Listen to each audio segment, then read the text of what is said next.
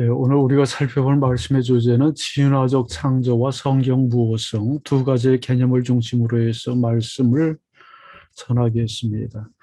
방금 전에 읽은 두 군데의 말씀은 우리가 익히 잘 알고 있는 말씀인데 공통점은 똑같이 하나님의 말씀이 어떤 책인지 본질적인 성격을 우리에게 규정하고 있습니다. 히브리서 4장 12절에서는 하나님의 말씀은 늘 살아있고 활력이 있어서 우리의 마음과 생각과 뜻을 판단하기에 부족함이 없다. 그 다음에 디모데후서 3장 16절에서는 모든 성경은 하나님의 감동으로 되어 있다. 그렇게 얘기를 하고 디모데후서 1장 21절에서도 역시 모든 하나님의 말씀은 사람의 뜻으로 낸 것이 아니라 오직 성령의 감동하심을 받은 사람들이 하나님께 받아서 말한 것이다. 그렇게 얘기를 합니다.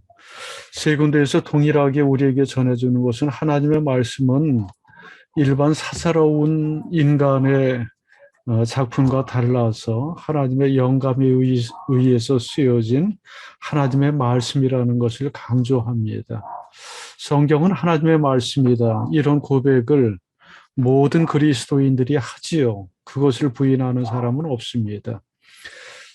그런데 성경이 하나님의 말씀이기 때문에 그 안에 오류가 있을 수 없다라는 개념이 기독교 역사 속에서 조금씩 발전해 오다가 19세기 특별히 이제 계몽주의가 발전을 하면서 계몽주의의 이성중심적 사고와 성경의 무오류성 이게 좀 부딪혀가지고 교리가 더욱더 견고하게 형성되게 된 계기가 되었는데요.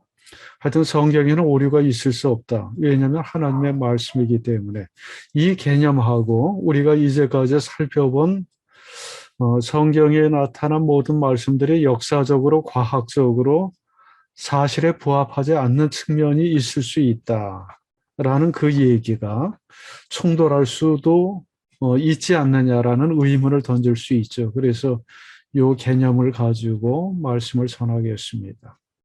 성경 모성의 개념은 초대 기독교부터 형성되어서 발전되어 왔는데 예를 들어서 성 아우구스티누스는 5세기에 이미 성경은 무오하다 그렇게 주장한 적이 있었고요.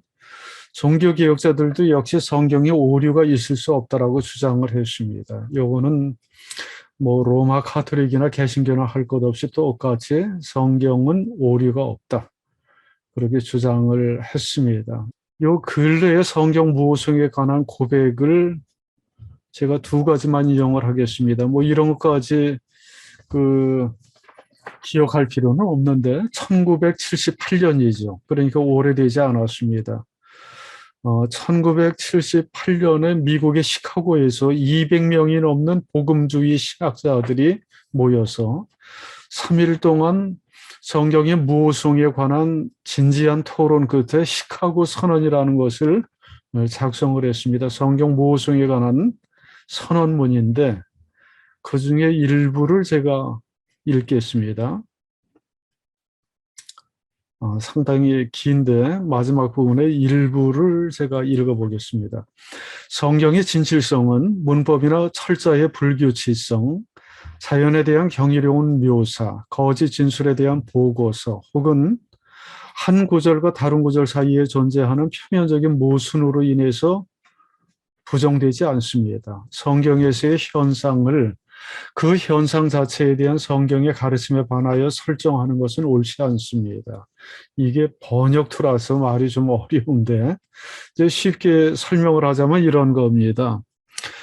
성경을 읽다 보면 예를 들어서 때때로 문법에 틀린 어법이 발견될 수도 있잖아요. 우리 그냥 보통 책을 읽고 글을 읽다가 맞춤법이 틀리거나 띄어쓰기가 틀려나 문법이 틀리게 쓰여진 글들을 볼 수 있고 누가 글을 그렇게 쓰면 이 사람 무슨 글을 이렇게 쓰나 틀렸잖아 이렇게 지적할 수 있잖아요. 그러니까 어떤 글의 내용이 옳다 그르다 오류가 있다 없다 판단할 때는 아주 다각도로 관찰을 해서 판단을 내릴 수 있는 겁니다. 문법이 틀렸을 때도 우리는 틀렸다 그렇게 얘기해요. 오류가 있다.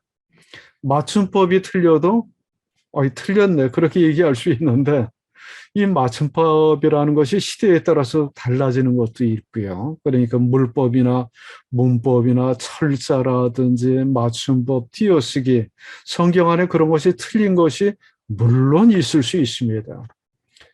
그 다음에 모든 것이 사실적 표현이 아니고 때로 비유나 상징을 통해서 표현할 때 그것은 옳다 그르다 얘기할 수 없는 것들이 참 많이 있죠. 비유라든지 뭐 그런 것. 뭐 예수님께서 나는 생명의 빵이다, 생명의 떡이다 그랬을 때 그것을 어떻게 옳다 그르다, 사실이다 아니다 그렇게 판단할 수 있겠습니까?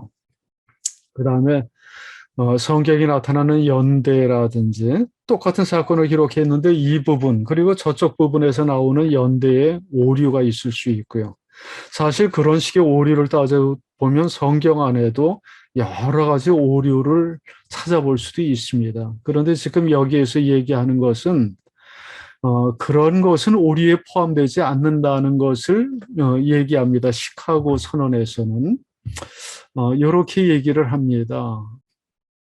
또 이렇게 얘기해요. 그래서 우리는 성경의 무오성이 역사와 과학 영역에서의 주장은 배제하면서 영적, 종교적, 구속적 주제에만 국한되는 것을 부인합니다. 또한 우리는 지구 역사에 관한 과학적 가설이 창조와 홍수에 관한 성경의 가르침을 뒤집을 수 있도록 적절하게 사용될 수 있다는 것을 부인합니다. 이것도 뭐 쉽게 이해가 되지는 않을 텐데, 어쨌든 시카고 선언에 대해서 또 반박하는 입장들이 있었고, 그래서 성경 모호성에 관한 찬반 논쟁이 참 많이 있었어요. 그래서 이거를 그냥 결론적으로 제가 결론만 간략하게 정리해서 여러분에게 전해드리도록 하겠습니다. 성경이 오류가 없다는 것을 모든 그리스도인들은 믿고 고백을 합니다. 그런데 오류가 무엇이냐라고 정의를 물어오면 참 답변하기가 어려운데, 예를 들어서 맞춤법의 오류도 오류고 연대를 잘못 기술한 것도 오류고 똑같은 사건을 여기하고 저기하고 다르게 보도할 때 둘 중에 하나가 오류가 될 수 있는 경우도 있고 사람 이름이 때때로 잘못 표기될 때도 있고요. 그런 걸 다 오류라고 흠결을 찾아내면 성경의 오류가 참 많이 발견될 수도 있습니다. 그런데 그럼에도 불구하고 대체로 우리는 그것을 일컬어서 성경에 오류가 있다 그렇게 지적하지를 않습니다. 이렇게 정리를 해볼게요. 성경에 오류가 없다고 말하는 것은 저자들이 그 말씀을 증언할 때 그들이 확신하는 모든 것에서 진리를 말하고 있고 또한 그것을 읽는 독자들이 올바르게 읽을 때 결국은 모든 것이 진실되게 말한 것처럼 보이리라는 믿음을 고백하는 것입니다. 진실성하고 사실성하고는 조금 다르게 얘기를 하잖아요. 우리가 조금 다르게 이야기를 하죠. 그러니까 때때로 사람들이 이제 자기의 마음을 표현할 때 말이 좀 우둔하고 어눌한 사람들은 문법에 어긋나고 또 자기가 기억하는 것이 사실에 정확하게 부합하지 않고 그런 경우가 있을 수도 있어요. 그러니까 막 어눌하게 잘못된 표현을 통해서도 자기의 마음을 전하는데 전하고자 하는 그 마음의 내용이 진실한 경우가 있잖아요. 표현되는 언어에 있어서는 사실에 부합되지 않는 것들이 많고 어눌하고 잘못된 것들이 있지만 그 마음에서 내뱉은 말의 내용은 아주 진실한 내용이에요. 그러면 우리는 그 사람을 일컬어서 진실하다. 말하고 있는 그 말들이 사실에 부합되지 않는 것들이 있을지라도 진실하다. 이렇게 얘기를 하잖아요. 그런 식으로 이해를 하면 가장 좋을 것 같습니다. 그래서 우리가 이제까지도 공부를 했지만 성경에서 근본적으로 말하고자 하는 것은 예를 들어서 창세기에서 이 지구가 어떻게 창조되었는지 창조 과정과 방법에 대해서 우리에게 알려주고자 하는 것이 포커스, 요점이 아닙니다. 어떻게 창조가 되었는가? 그런 방법을 알려주는 게 요점이 아니고 이 세상이 왜 창조되었고 이 세상을 누가 창조하고 이끌어 가시는가? 그리고 이 세상은 어떤 것인가? 그런 것을 하나님께서 우리에게 알려주시는데 주안점이 있기 때문에 그것을 전하는 데 있어서는 우리에게 정확한 진리를 전달한다는 것입니다. 단지 그 진리를 전달할 때 그 고대인들이 가지고 있었던 삼층천으로 삼층 구조로 이루어진 세계관 속에서 그 이야기를 전달하려고 하다 보니까 과학적인 세계관으로 무장된 현대인들이 볼 때는 참 말이 어눌하고 앞뒤가 안 맞고 거짓처럼 보이는 그러한 것들이 있을 수가 있죠. 그래서 사실성과 진실성을 구분해서 얘기를 하자면 때때로 역사적 사실이라든지 과학적 사실에 부합되지 않는 성경의 내용이 있을 수는 있지만 그 성경이 전달하고자 하는 본래의 취지는 정확하게 우리에게 진실을 전하고 있다는 것이고 성경의 기자는 그렇게 하나님의 영감을 받아서 정확하게 진실을 우리에게 전해주는 것이고 우리도 역시 하나님의 영감을 받아서 성령의 감동을 받아서 올바르게 성경을 읽을 때는 거기에서 어떤 오류도 드러나지 않는다. 이렇게 얘기를 할 수 있겠습니다. 그것이 성경의 무오류성입니다. 그래서 이 성경이 오류가 있다 없다 하는 문제는 뭐 성경을 피상적으로 읽으면서 문법이 틀렸네, 연도 기재가 잘못되었네, 앞뒤가 안 맞네, 성경에 등장하는 인물의 이름에 모순이 있네, 뭐 이런 것들을 피상적으로 찾아가지고 오류가 있다 그렇게 지적할 수 있는 것이 아니고 그 모든 글들을 통해서 정확하게 하나님이 우리에게 던져주는 그 메시지의 내용이 진실한가 진실하지 않은가. 우리가 아까 읽었듯이 성경이 쓰여진 근본적인 목적은 우리 인간을 구원에 이르도록 하기 위한 하나님의 중요한 계시의 방편입니다. 그러니까 우리를 구원에 이르게 하고 진리에 이르도록 하는 데 있어서 이 성경 말씀이 실패하고 있는가 성공하고 있는가, 그것을 주안점을 두고 바라봐야 되고 그것에 성공하고 있을 때 우리는 성경이 하나님의 말씀을 전하는 데 있어서 오류가 없다, 진실하다 그렇게 얘기를 할 수 있겠습니다. 누군가 이렇게 이제 정의를 내리는데 이 문장을 전하겠습니다.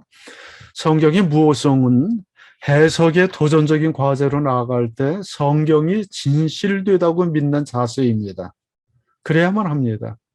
우리는 긍정적인 태도로 궁극적인 진리가 하나님의 말씀 안에서 발견되기를 소망하면서 명백한 모순이나 해석의 어려움을 해결하는 힘든 일을 할 수 있습니다. 그러니까 성경의 무오성은 사실적 판단이기도 하면서 우리의 믿음입니다. 고백입니다. 그래서 성경이 참 앞뒤가 안 맞고 우리의 이성에 오히려 모순투성이처럼 보일 때도 우리는 그것이 오류가 없다, 하나님의 진리를 전달하는 데 있어서는 오류가 없다는 믿음을 가지고 단지 우리가 이것을 정확하게 해석하지 못할 뿐이다.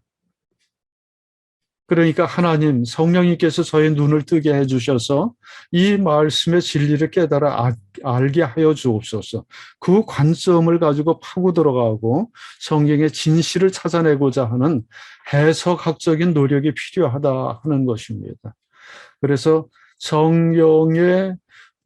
사람들이 성경의 무오성에 대해서 이런 저런 입장의 차이를 가지는 것은 정확하게 말해서 성경의 무오성에 대한 의견의 차이가 아니라 성경의 적절한 해석에 대한 의견의 불일치라고 얘기를 할 수 있겠습니다.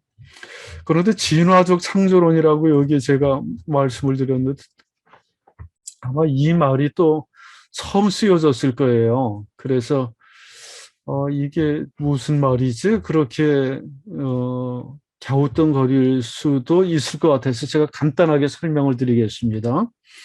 우리는 흔히 진화론하고 창조론이 상충되는 개념으로 받아들입니다. 진화론은 하나님을 떠나서 이 우주 만물이 그러니까 우주의 물리학적 진화 그리고 모든 생물체의 생물학적 진화 과정을 통해서 오늘에 이르렀다. 그 모든 과정 프로세서는 진화에 의해서 이루어져 왔다라고 얘기를 하는 것이 진화론이고, 창조론은 모든 것이 하나님께서 창세기에 쓰여진 바와 같이 하나님께서 창조하셨다라는 주장인데 이 두 가지가 충돌되는 것으로만 여겨지는데 진화적 창조론은 이 두 가지를 결합한 개념입니다. 지금 이 글을 쓴 분들도 그렇고 제 자신도 그렇고 많은 분들이 진화적 창조론을 믿습니다. 그건 뭐냐면 우리가 진화론 그러면 다 무신론자들이 쓰는 개념이라고 생각하고 무신론적 진화론만 생각을 하지만 유신론적 진화론도 있습니다. 그게 진화적 창조론이라고 얘기를 할 수 있는데 한마디로 얘기하면 그런 거예요.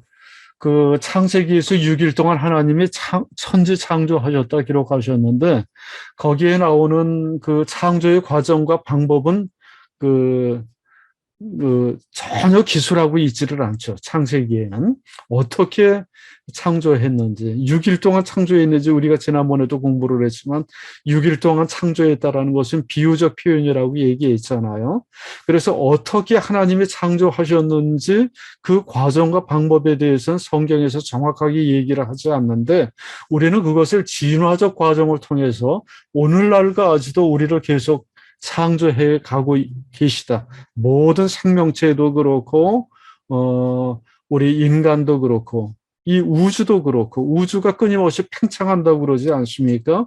그리고 뭐 우주의 기원을 아마 물리학자들은 빅뱅으로부터 시작되었었고, 우주는 끊임없이 팽창해 가고, 이 땅에 존재하는 모든 생명체들도 진화해 간다, 이렇게 얘기를 하는데, 우리는 그 모든 과정을 하나님의 손길에 의해서 작용하는 창조의 과정으로 고백을 하는 거예요. 그래서 하나님께서 창조하신 것을 우리는 철저히 믿고 단지 어떻게 창조했느냐라고 방법을 믿으면 하나님께서 진화의 방법을 통해서 지금도 끊임없이 이 세상 만물을 창조해 가고 계신다.